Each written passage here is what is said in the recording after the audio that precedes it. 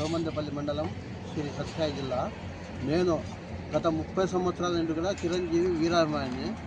ఆయన సినిమా ప్రతి సినిమా కూడా నేను ప్రతి ఒక్కటి కూడా రిలీజ్ రోజే ప్రతిరోజు సినిమా కూడా చూశాను. ఒక్కో సినిమా 10 సార్లు 20 సార్లు కూడా చూశాను.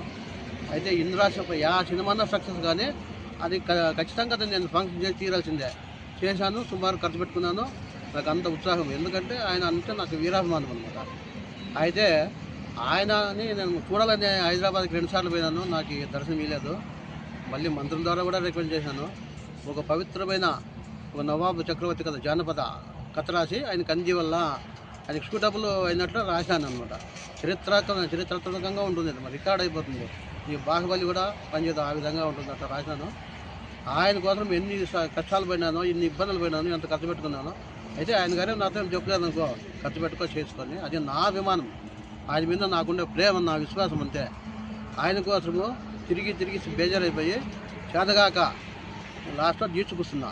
ఎందుకంటే ఆయన చూడాలా, జీవితంలో చూసి చచ్చిపోలా, ఆయనకు సినిమా కథ అందించాలా అనేదే. ఆయన వచ్చే వరకు కూడా నేను జీడ్చంటే వినించుకోను. ఈయన చనిపోయినా పర్వాలేదు, నేను లేను పైకి, ఆయన రావాలా. అంటే చిరంజీవి రాక